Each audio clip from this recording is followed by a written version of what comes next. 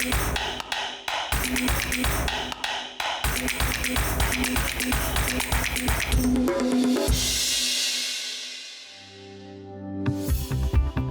niftħu ktieb f'idejna għajla nkunu nafu kemm ikun sar xogħol fuqu, ibda mid-disin tal-qoxra sal-preżentazzjoni tal-kontenut fuq ġewwa.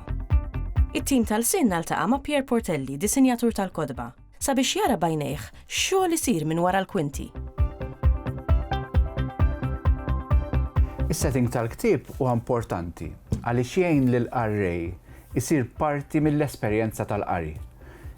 L-idea li meta inti tħares lejn il-ktieb tħossok li huwa komdu għalik biex jinqara u anka jtik pjaċir bil-mod ta' kif inti qed tifhem il-kontenut tal-ktieb. Ovvjament, kull ktieb għandu l-istorja tiegħu, kull ktieb huwa ddiżinjat b'mod differenti. F'kuntest ta' kodba ta' tfal jiġi ddiżinjat b'mod, f'kuntest ta' kodba tal-adulti jiġi ddiżinjat mod ieħor. Imma bażikament qed nitkellmu fuq l-idea ta' visual literacy li bil-Malti nistgħu nsejħula il-mod ta' kif jinqara il-viżwal. Dan il-mod jagħtik l-idea li inti tkun qed issir parti mill-esperjenza tal-qari. Jittieħdu ħafna konsiderazzjonijiet fir-rigward ta' setting tal-ktieb. Jekk jien qed niddiżinja ktieb għall-adulti, hemm modi differenti ta' kif wieħed juża it-tipa, kif juża il-qies tat-tipa, kif jidher fuq il-paġna bħala kontenut. Min naħa ta' design, il-ktieb jinvolvi ħafna elementi, il-mod ta' kif impoġġu il-margins, kif nużaw l-abjad tal-ktieb f'kuntest ta' layout. Dawn ovvjament mhumiex affarijiet li bdew issa, imma uritnihom mill-patrijiet li ovvjament li kienu jiddiżinjaw il-manuskritti fi żmien ir-Rinaxximent. Jekk huwa ktieb tal-adulti jista' jiġi ppreżentat b'modi aktar forsi kreattivi fir-rigward ta' design kemm tal-qoxra u kif ukoll tal-kontenut tal-paġna ta' ġewwa. Nistgħu naraw kif il-layout tal-ktieb huwa b'mod aktar komdu jiddependi mit-tip ta' tipa li tkun qed tintuża, mill-ispazju bejn linja oħra, mill-mod ta' kif huma mpoġġin il-page numbers, mill-qies tat-tipa li nkunu ħanużaw, għal qies tal-ktieb partikolari u jibqa' sejjer għal mod ta' kif ħajkun il-legat finalment biex nkunu qegħdin nippreżentaw prodott li l-qarrej jieħu pjaċir bih. Dawn huma kollha elementi żgħar li flimkien għalhekk aħna meta nitkellmu fuq design insejħula visual literacy għaliex aħna nkunu qed nifhmu il-mod ta' kif il-viżwal ikun qed jaħdem. Ovvjament kull ktieb jirrikjedi l-attenzjoni li inti trid tkun taf il-metodu jew il-proċess ta' kif ħajkun stampat. F'kuntest ta' kodba bil-kulur fejn fuq video jintuża RGB, f'kuntest tagħna tal-istampar nużaw CMYK li huma l-erba' kuluri cyan, magenta, yellow u black li huma l-erba' kuluri li jintużaw fl-istampar. Allura f'dan il-mod aħna rridu nkunu ċerti li l-array ikollu din l-esperjenza kompluta kemm min-naħa ta' design, kemm min-naħa ta' qoxra li iżżomm il-ktieb flimkien li hija l-ewwel ħaġa li tiġbed line, imma kemm ukoll mill-esperjenza ta' qari. F'kuntest ta' letteratura, kull ktieb jieħu forma differenti. Jekk naraw kodba ta' poeżija jieħdu format mod, kemm kodba ta' tfal jieħdu format mod ieħor. Jiġifieri kull ktieb jingħata din l-attenzjoni partikolari u speċifika għal ktieb.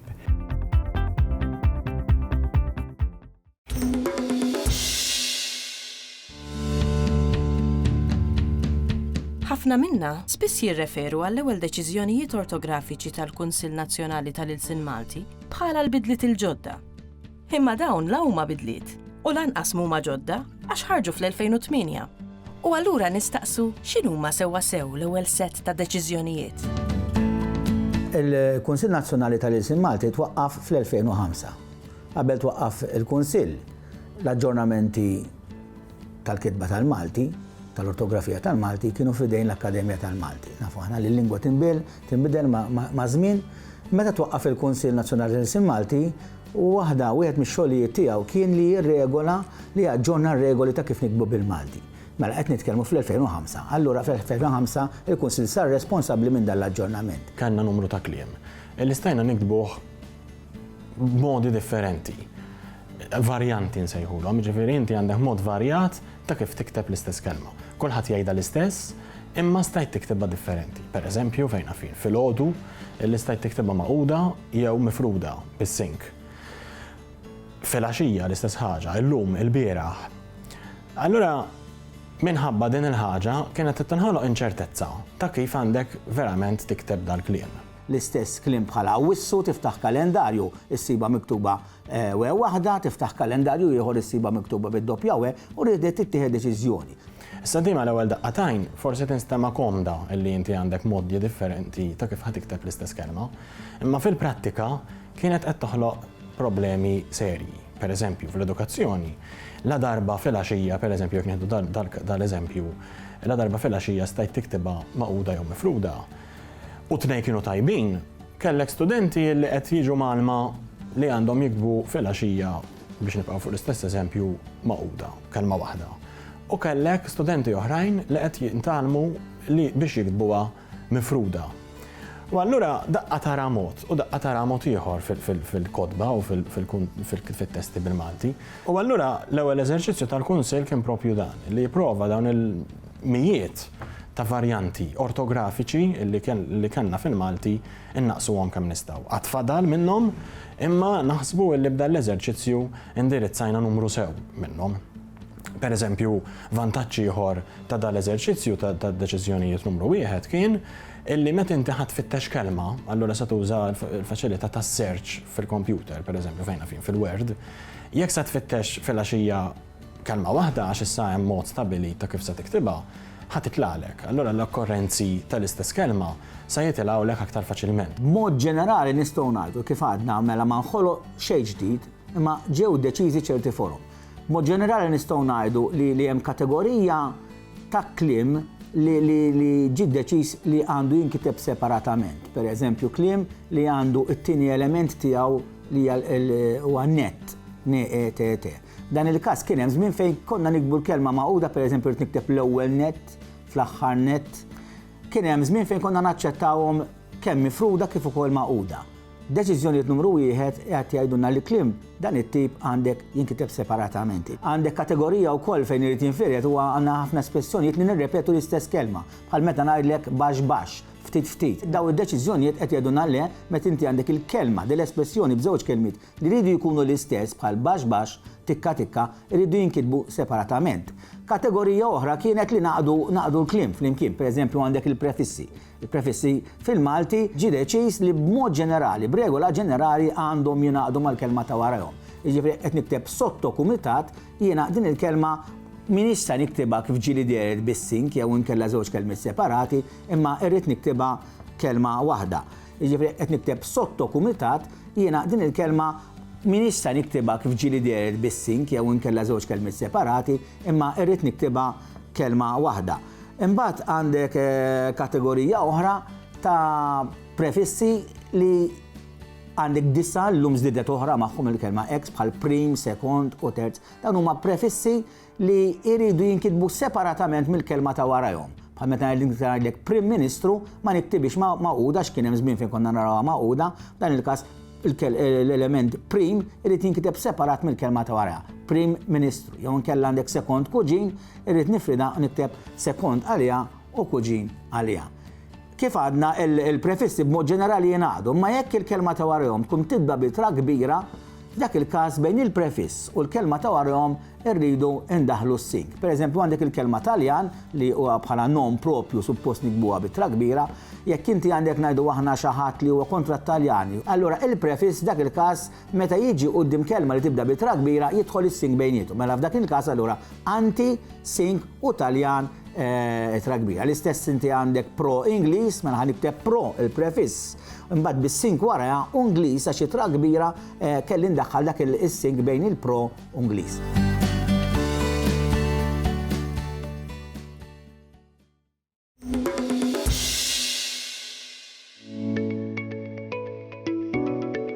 F'xi waiting room fuq l-stage jew aħna nippruvaw naqbu. Arana niksru skiet billi nżersqu kelma fuq it-temp. Fil-waqt li għal-bosta minna diskussjoni fuq it-temp hi diskussjoni trivjali, mhux l-istess jista' jingħata għal xi professjonisti jew ħaddiema tas-sena, jew għal missirijietna li għaddewlna qatt sabiħ taqwil u idjomi marbuta mat-temp. Uħud minnhom blaqta superstizzjuża u oħrajn imsawra minn snin twal ta' osservazzjoni. Il-qwil jirriflettu l-kultura tal-pajjiż, is-sitwazzjonijiet, il-valuri u drawwiet li jgħixu missirijietna. Jiġifieri bil-fors għandna bosta qwil li huma marbuta mat-temp. Il-bidwi jipprova f'kull pajjiż jaqta' qisu il-bidliet tat-temp. Minn banda jistabbilixxi dak li huwa regolari li kull darba jiġri. U mill-banda l-oħra naraw dak li huma skerzi, eċċezzjonijiet li tagħmel in-natura kultant. U allura jipprova permezz tal-qwiel l-aktar fil-qwiel insibuhom dawn joħroġ qisu sentenzi illi jgħallmu, illi jfakru. Jgħidulek il-ħmura ta' filgħodu lest iż-żwiemel fejn joqogħdu. Mela qed tgħidlek illi hu għadda mill-esperjenza il-missier.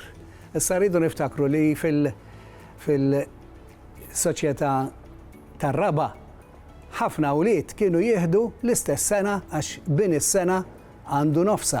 Hawn aħna l-qwiel, taraw. Mela qegħdin ngħidu illi l-missier kien innota din il-ħaġa fil-fema tiegħu illi meta tkun il-ħmura ta' flaxija sewa, il-ħmura ta' filgħodu aħjar trekken il-bejjem tiegħek għax ġejja x-xita ġej il-maltemp. U allura din issa saret isa xi verità illi se tirrepeti ruha. It-tifel li qiegħed jikber u qed jitgħallem is-sena ħajjitgħallem dan il-qawl u jżommu bħala qisu prinċipju tiegħu.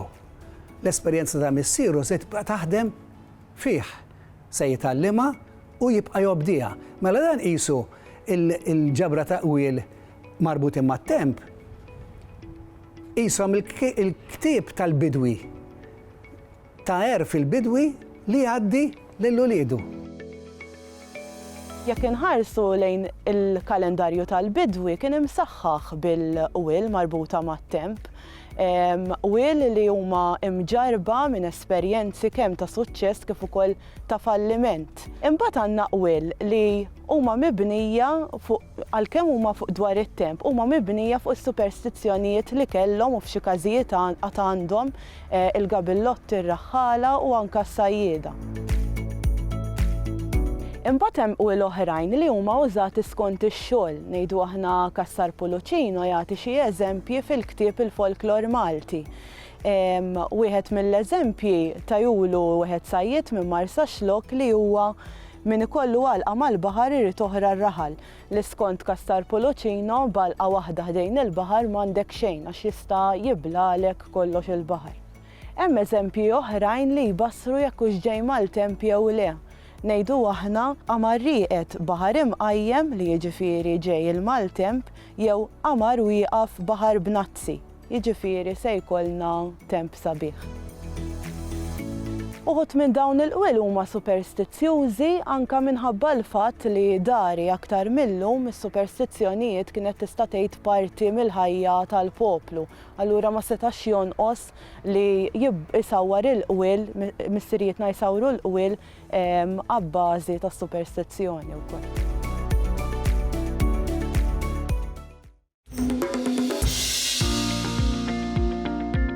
It-tfal qatt mhuma żgħar sabiex jitħabbu mad-dinja tal-qari.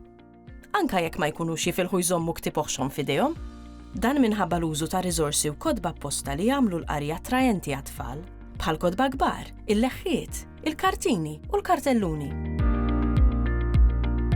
Dawn ir-riżorsi moħluqin għall-età bikrija, meta ngħidu età bikrija ġifieri tfal bejn 4 u 7 snin. Meta mmorru fi klassi tal-iskola ġifieri għandek mill-ewwel sena tal-kinder sa t-tieni sena tal-primarja. Hawnhekk għandi 4 kodba kbar. Meta ngħidu kodba kbar ikunu kbarek li meta inti qed taqrah quddiem klassi tista' taraħ il-klassi kollha tfal kollha, mhux bħal meta għandek tib żgħir u qed taqrah individwali. Il-kodba kbar il-ħsieb li kelli warahom li huma jintużaw ma' tema fil-klassi. L-allima ta' snin bikrin ikollhom tema fuq ix jaħdmu. Ġeneralment dit-tema joħduha mill-interessi ta' tfal. Allura sibt interessi li jogħġbu lit-tfal. Nadkos it-tfal iħobbu ħafna l-annimali. Mela bit-tema tal-annimali ħloqt il-ktieb u mbagħad fih żied nagħtukas repetizzjoni ta' vokabularju biex huma jkunu jistgħu jitgħallmu vokabularju ġdid. Il-festa hija xi ħaġa kulturali li t-tfal tinteresshom u hemm fiha il-banda u ħajibdew jitalmu dal-vokabularju li jmur mal-festa. Tgħallmina u l-bit fl-iskola hija biex toħloq lezzjoni dwar kif it-tfal ma jaħlux ilma. Dik l-età meta jkunu daqshekk żgħar, it-tfal ħinkollu jaħslu jdejhom, jinsew jitfu l-vit tal-iskola jħalluh miftuħ il-vit. Allura biex toħloq lezzjoni u jsiru ħbieb ma' din il-mina, infatti anke Pupazz l-aġenzija ipproduċiet. U biex isiru ħbieb ma' din il-mina u jiftakru biex ma jaħlux l-ilma. Il-ktib tal-ABC għandu pedagoġija warajh tal-logħob, għax fi snin bikrin inti titgħallem permezz tal-logħob. U kif tista' tgħallem l-alfabet bil-logħob, għax inti għandek l-aġina tal-kulur u tista' toħloq ħafna affarijiet biha. Allura anke jekk inti trid titgħallem il-forma ta' ittra, tista' tagħmilha b'din l-aġina. Ikollhom l-aġini kuluri differenti tfal jesperimentaw u jitgħallmu jagħmlu il-forma tal-ittra, jibdew jaqdu xi kliem b'littri differenti. U barra, mbagħad mal-ABC għandek is-sett tal-leħħiet li jinħoloq logħob bih, infatti hu maħluq li l-leħħiet li jistgħu jivvintaw logħob l-allima bih. L-ewwel ma jitgħallmu tfal in-numri bl-Ingliż u aħna rriduhom jitgħallmuhom bil-Malti wkoll. U hekk nesponuhom għan-numri bil-Malti li l-allima jekk qed ħadd mal-ħajt, it-tfal awtomatikament ħan nippruvaw ngħidulhom li jgħidulhom bil-Malti. U mbagħad għandi leħħiet fuq il-kuluri wkoll biex it-tfal jitgħallmu l-kuluri bil-Malti, l-istess problema li it-tfal l-ewwel ma jitgħallmu l-kuluri huwa bl-Ingliż, aħna rriduhom jitgħallmuhom biż-żewġ lingwi u l-Malti nippromovu li jitgħallmuhom il-kuluri minn żgħar. U għandi wkoll set leħħiet bl-opposti. Opposti bħal nagħtukas tqil ħafif wara quddiem. U biex hekk jiġu viżwali għat-tfal li jarawhom. Kien hawn nuqqas ta' riżorsi bil-Malti.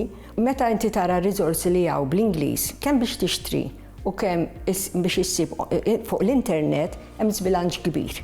Allura awtomatikament meta inti ssib prodott lest ħatuża l-lest. Allura jekk inti m'għandekx tal-Malti ħajkun hemm ikbar l-isbilanċ, ħajkun kbir. Jekk inti ikollok riżorsi tal-Malti, awtomatikament ħatużhom u jibda jonqos dan l-isbilanċ.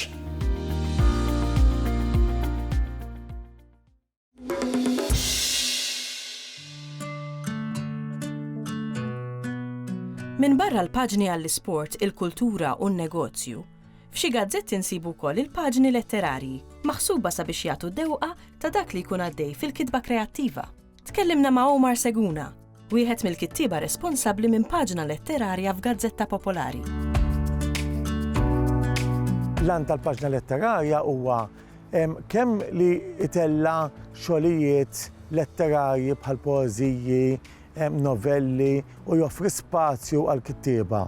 U anki jiena ngħid illum dan ir-rwol donnu kiber iżjed li iġib riċensjonijiet, ħsibijiet dwar xi kotba, pubblikazzjonijiet ġodda li jkunu ħarġu. Il-paġna letterarja li mmexxina naħseb jiena ġieli użajt għal xi perjodu ċerta qafas li jkun isu standard. Pereżempju, kont nagħmel intervista qasira, aħbarijiet letterarji, bejn wieħed u ieħor dejjem tieħu din ix-xorta. Issa naturalment ġieli kelli intervisti li jieħdu iż-żewġ faċċati. Mingħajr ma trid tant ikun ktieb li isek mingħajr ma trid ma tistax ma issemmihx anke jkollu il-kotba kollha sbieħ. Ħanibdew minn hemm, ġifieri il-kotba kollha, jiena kollha nieħu pjaċir naqrom, ġifieri għall-awturi jfissru ħafna u għalija jfissru ħafna anke bħala editur letterarju. Però ovvjament ġifieri ġieli jkun hemm anke xi persuna tkun persuni distinti, persuni li pereżempju il-ktieb ikun qed jiċċelebra il-ħajja ta' dan il-persuna ta' ċerta portata. Nista' nsemmi bħala eżempji l-ex-president Ugo Mifsud Bonnici, il-Periti Domintov pereżempju, l-ktieb fejn għamilt intervista mat-tifla tiegħu. Dawn ovvjament qed jiġbru ċerta materjal li hu ċerta spazju. Ikun hemm ukoll aħbarijiet letterarji. U anke hawnhekk ġieli jkun hemm pereżempju il-Festival tal-Mediterran intuħ prominenza, ġifieri inteħ prominenza għal mod kif anke jkun iċċelebrat il-lingwa Maltija u lingwi oħrajn flimkien.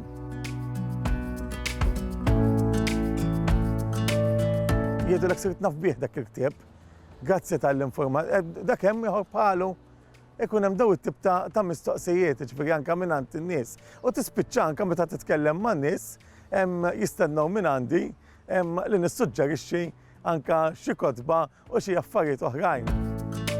Paġni letterarji għadhom popolari għaliex ovvjament għad għandna ħafna awturi u l-awturi għadhom joħorġu ħafna xogħlijiet. Naħseb biex inkun onest, illum meta wieħed ikollu poeżija, qabel kien jistenna li l-poeżija bil-fors trid tidher forsi f'xi ġurnal, kif kont nagħmel jien fi żmien, illum forsi qed iġibuhom fil-mezzi soċjali. Però naħseb hemm differenza bejn dak li huwa stampat u dak anke li qed jidher fuq il-mezzi soċjali. Kollox għandu l-għanijiet tiegħu, sewwa ġifieri allura jiena fil-fatt il-ħsieb huwa li anke dawn il-paġni, pereżempju se jkunu jidhru anke fis-sit elettroniku tiegħi. Ġifieri kollox għandu il-mezzi huma differenti. Però għadhom popolari u naħseb li għadhom iriduhom ġifieri l-qarrejja u għadhom iriduhom il-kittieba. Naturalment importanti li wieħed iħaddem tajjeb lil sintana. Ġifieri qed jagħtu kontribut, però aktar minn hekk, iktar minn li dak li nikteb jien, qed niċċelebra numru ta' xogħlijiet li huma Maltin.